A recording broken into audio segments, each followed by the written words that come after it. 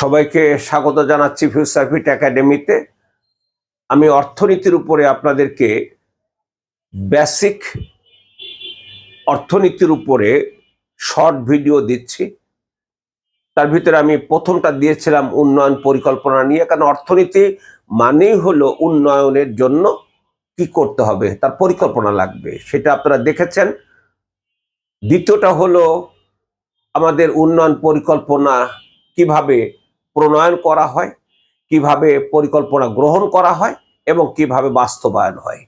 আমি ঠিক তারপরেই উন্নয়ন পরিকল্পনা স্তর বিন্যাস নিয়ে কথা বলবো, অর্থাৎ এটা অর্থনীতির উপরে তৃতীয় ভিডিও এবং এটা হবে আমার হলো 13 নম্বর শর্ট ভিডিও, অর্থনীতির উপরে 3 নাম্বার। আপনারা যারা দেখছেন দয়া করে ইউটিউবে দেখলে আপনারা সাবস্ক্রাইব করবেন, আর ফেসবুকে দেখলে লাইক, শেয়ার এবং ফলো দিয়ে পাশে থাকবেন যাতে নিয়মিত পেয়ে যান। এখন উন্নয়ন পরিকল্পনা স্তর বিন্যাস করতে যে দেখেন আমরা কি দেখছি, সেটা হলো 3টা পর্ব। একটা হচ্ছে অ্যানুয়াল ডেভেলপমেন্ট প্রোগ্রাম, যেটাকে আমরা বলি বার্ষিক উন্নয়ন কর্মসূচি, আর একটা হলো মিড টার্ম প্ল্যান, যেটা হলো মধ্যমেয়াদী পরিকল্পনা। এটা আর একটা নাম হলো পঞ্চবার্ষিক পরিকল্পনা, আর হচ্ছে একটা পার্সপেক্টিভ প্ল্যান।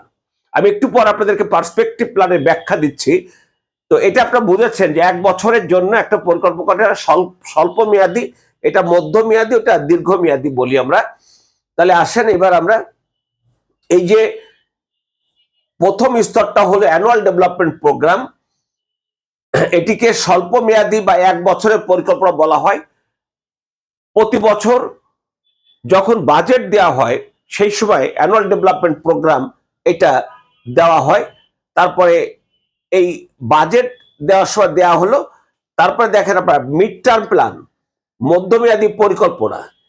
এই মধ্যমেয়াদী পরিকল্পনা বা পঞ্চবার্ষিক পরিকল্পনা বিশ্বে প্রথম 1928 সালে দিয়েছিলেন Vladimir Ilyich Ulyanov Lenin Soviet ইউনিয়নে। 1928 থেকে 1933 পর্যন্ত প্রথম বিশ্বের পঞ্চবার্ষিক পরিকল্পনায় সোভিয়েত ইউনিয়নের অর্থনীতির যে প্রবৃদ্ধি, তারা পরবর্তী সময় 1933 থেকে 1938 সময়ের জন্য আরেকটি পঞ্চবার্ষিক পরিকল্পনা দেয়।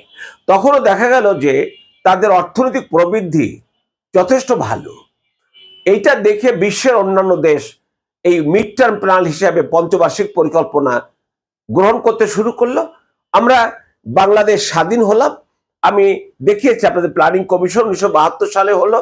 সেই প্ল্যানিং কমিশনের ডেপুটি চেয়ারম্যান অধ্যাপক নুরুল ইসলাম সাহেবের নেতৃত্বে বাংলাদেশ প্রথম 1973 থেকে 1978 প্রথম পঞ্চবার্ষিক পরিকল্পনা দিয়েছিলেন। এভাবে আসেন, তারপরে আমরা আসছি সেই থেকে এই পর্যন্ত। দেখেন আপনারা প্রথম পঞ্চবার্ষিক পরিকল্পনা আপনাকে সময় চেতে পারে। আপনাকে জানতে হবে যে 73 থেকে 78 পর্যন্ত ছিল প্রথম। তারপরে 2 বছর আমাদের কোনো পরিকল্পনা পঞ্চবার্ষিক ছিল না। 2 বছর জন্য তখন জিয়াউর রহমান সাহেব ক্ষমতায় ছিলেন, উনি একটা দ্বিবার্ষিক পরিকল্পনা দিয়েছিলেন। পরে 1980 থেকে 85 পর্যন্ত আমাদের দ্বিতীয় পঞ্চবার্ষিক পরিকল্পনা আসে। এই যে এখানে আমি লিখে দিছি যে দ্বিবার্ষিক পরিকল্পনা ছিল। তৃতীয় পঞ্চবার্ষিক পরিকল্পনা 1975 থেকে 85 থেকে 90, চতুর্থ 90 থেকে 95, পঞ্চম 97 থেকে 2001। এই যে 1997 আর 95, 2 বছর গ্যাপ। এই 2 বছর শুধু আমাদের বার্ষিক উন্নয়ন কর্মসূচি ছিল, আর কিছু ছিল না। এই যেখানে বলেছে শুধু এডিপি ছিল। তারপরে ষষ্ঠ যেটা 2011 থেকে 2015, ওখানে 1 সালে শেষ হয়েছে, এখানে 11তে, মাঝখানে 10টা বছর। এই 10টা বছর আমি আপনাদের মিলেনিয়াম ডেভেলপমেন্ট গোল যখন আলোচনা করব, সেখানে আপনাদেরকে আমি জানাবো এই 10 বছর সেই 2002 থেকে 2006 পর্যন্ত একটা পভার্টি রিডাকশন স্ট্র্যাটেজিক পেপার পিআরএসপি, এবং 6 থেকে 10 পর্যন্ত সেকেন্ড পিআরএসপি দেওয়া হয়েছিল। ওই সময় পঞ্চবার্ষিক পরিকল্পনা ছিল না, ওই সময় 2টো পিআরএসপি দেওয়া হয়েছিল। আবারও বলছি, এমডিজি বা মিলেনিয়াম ডেভেলপমেন্ট গোল আলোচনার পরেই আপনারা এই সম্পর্কে তথ্যটা পেয়ে যাবেন। তারপরে আবার আমরা চলে আসলাম 2011 সালে, তারপরে 2015 থেকে 20 পর্যন্ত আমরা চলে আসলাম সপ্তম, এবং 2020 সালের জুন থেকে এই 2025 সালের জুলাই থেকে 2025 সালের জুনের মাস 30 তারিখ পর্যন্ত অষ্টম পঞ্চবার্ষিক পরিকল্পনার মেয়াদ সম্পন্ন হয়েছে। অন্তর্বর্তী সরকার আর কোনো পঞ্চবার্ষিক পরিকল্পনার চিন্তা করেনি, হয়তো এখন পলিটিক্যাল গভর্নমেন্ট নতুন করে আবার পঞ্চবার্ষিক পরিকল্পনা চিন্তা করবে, আমরা আশা রাখি। এরপর আসেন তৃতীয়, পার্সপেক্টিভ প্ল্যান বা প্রেক্ষিত পরিকল্পনা। এই পার্সপেক্টিভের হুবহু বাংলা নেই, পার্সপেক্টিভ শব্দের অর্থ হুবহু বাংলা নাই। যখন কোনো ইংরেজি শব্দের হুবহু বাংলা থাকে না, তখন বাংলা একাডেমি ওর অর্থ বুঝে আমাদের মতো করে একটা অর্থ বানায়। সেটা বানাইছে হলো প্রেক্ষিত। প্রেক্ষিত এটা তো আপনারা নির্দিষ্ট কোনো সময় উল্লেখ করবেন না। আমি প্রেক্ষিত না বলে যদি বলি পরিপ্রেক্ষিত, যেমন এই উন্নয়নটা হচ্ছে এমন যে আমরা এমন কতগুলো উন্নয়ন করব, পরিকাঠামোগত অবকাঠামোগত উন্নয়ন করব, যার উপরে ভিত্তি করে, যাকে ব্যবহার করে দীর্ঘমেয়াদে বাংলাদেশের উন্নয়নের যাত্রাটা অব্যাহত থাকবে। ওই ধরনের যে পরিকল্পনা, সেটাকে বলা হয় প্রেক্ষিত পরিকল্পনা। যেমন ধরা যাক 2022 সালে যখন 26 জুন পদ্মা সেতু উদ্বোধন করা হচ্ছে, ঠিক তার আগেই বিশ্বব্যাংক রিপোর্ট দিল যে বিশ্বব্যাংক আমাদেরকে পদ্মা সেতুতে টাকা দেওয়া বন্ধ করেছিল, সেই বিশ্বব্যাংক আবার 2022 সালে জুন মাসে তারা বলল যে পদ্মা সেতুর পরিপ্রেক্ষিতে প্রায় 2% জিডিপি বৃদ্ধি পাবে। আমরা জিডিপি যখন পড়বো তখন আরো ভালো জানবো। তার মানেটা হচ্ছে কোন পরিপ্রেক্ষিতে আমার জিডিপি বৃদ্ধি পাচ্ছে? পদ্মা সেতুর কারণে। অর্থাৎ যোগাযোগ ব্যবস্থায় যদি উন্নয়ন হয়, তাহলে সঙ্গত কারণে অর্থনৈতিক অগ্রগতি হয়, যেটা আপনারা চোখের উপরে দেখতেছেন বাংলাদেশে। আমাদের টোটাল ইকোনমির 40% কভার করে ঢাকা, অথচ ঢাকার সবচেয়ে বড় সমস্যা হলো যানজট। এই যানজট আমাদের প্রতিদিন বিশ্বব্যাংকের হিসাবে প্রায় 5,000 কোটি টাকা লস হয়, জিডিপি থেকে আমাদের টেনে বাদ যায়।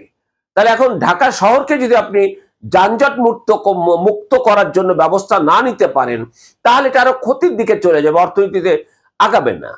যেমন গত সরকার 6টা মেট্রো রেল, তার ভিতরে একটা উদ্বোধন চলছে, উত্তরা থেকে দিয়াবাড়ি থেকে মতিঝিল পর্যন্ত। আরো দুটো কাজ শুরু করে গেছে, যেগুলো ফুল সুইং কাজ চলতেছে। এটা কোনো সরকার বন্ধ করার সুযোগ নেবে না, কারণ আমাদের ঢাকার যে মহাপরিকল্পনা, সেই মহাপরিকল্পনায় কখনোই কার্যকর কোনো ব্যবস্থা নেওয়া হয়নি। এখন যে রাস্তা আছে, একটা শহরে রাস্তা থাকতে মিনিমাম 17%, আমাদের আছে 5 থেকে 7%। কিভাবে আপনি এত ট্রাফিক ব্যবস্থা করবেন? আবার আপনি কি এখন সব বাড়ির রাস্তার পাশে বাড়ি টাড়ি বিল্ডিং ভেঙে রাস্তা চওড়া করবেন? সেটাও আবার ইসের মধ্যে পড়ে না। তাতে আরো ভয়াবহ ক্ষতির সম্মুখীন হব আমরা। এই জন্য হয় আপনি আকাশের উপর দিয়ে যান, নাহলে মাটির নিচে দিয়ে যান। মাটির নিচে দিয়ে যেটা যাচ্ছেন সেটা আন্ডারগ্রাউন্ড মেট্রো রেল, সাবওয়ে, আর একটা উপর দিয়ে। এটা যখন হয়ে যাবে, আশা করি আমরা 2033 সালের মধ্যে বা 32-33 সালের মধ্যে প্রায় 129 কিলোমিটার আমাদের এটা যদি হয়ে যায়, তখন প্রায় 60 থেকে 70% মানুষ মেট্রো রেলে চলে যাবে। সঙ্গত কারণ তখন রাস্তার উপরে চাপটা কমে যাবে, অটোমেটিক কমে যাবে।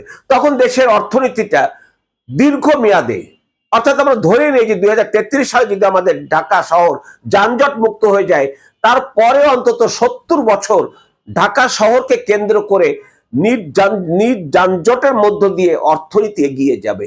This is perspective plan. অর্থাৎ পদ্মা সেতু একটা পার্সপেক্টিভ প্ল্যান। ঢাকা থেকে উত্তরবঙ্গে যেতে আমাদের যমুনা সেতুতে রেল সেতু ছিল, যে রেল সেতু ছিল নড়বড়ে।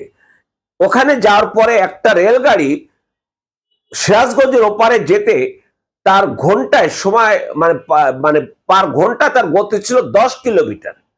এখন গত সরকারে একটা সেতু করে দিয়ে গেছে, সেটা হলো যমুনা সেতুর 350 মিটার উজানে। সেই সেতুটা পৃথিবীর ইতিহাসে যত ভালো রেল সেতু আছে তার মধ্যে অন্যতম, এবং সেখানে সব ম্যাটেরিয়ালগুলো আনা হয়েছে ভিয়েতনাম থেকে, এবং কাজগুলো সম্পূর্ণ করেছে জাপান। আপনারা জানেন যে জাপান সব জায়গায় নীতি এবং নৈতিকতার সাথে তারা ভালোভাবে কাজ করে। এখন সেটাতে চলছে, যেখানে পার ডে 38টা ট্রেন চলাচল করার সুযোগ ছিল যমুনা সেতু থাকতে, এখন নতুনটা হওয়ার পরে 88টা ট্রেন এখন আমাদের উত্তরবঙ্গের সাথে চলাচল করবে। তাহলে অর্থনীতির গতিটা বাড়বে, এবং ওই যাতায়াতে পণ্য পরিবহনে সেখানে খরচ সবচেয়ে কম। তখন আমার ট্রাক ভাড়া লাগবে না, খরচ কমে যাবে। এই যে বিষয়টি, দিস ইজ পার্সপেক্টিভ। ওই সেতুটা প্রেক্ষিত পরিকল্পনার অংশ। আপনারা বোধহয় বুঝতে পেরেছেন, প্রেক্ষিত পরিকল্পনা বা পার্সপেক্টিভ প্ল্যান হলো উন্নয়নের কতগুলো ক্ষেত্র, যাদেরকে ব্যবহার করে একটা দেশ দীর্ঘমেয়াদে উন্নয়নটাকে এগিয়ে নিয়ে যেতে পারে। সবাইকে ধন্যবাদ। আবারও রিকোয়েস্ট করছি আপনারা শেয়ার করে থাকেন, তারপরে ফলো দিন এবং সাবস্ক্রাইব করুন। ধন্যবাদ।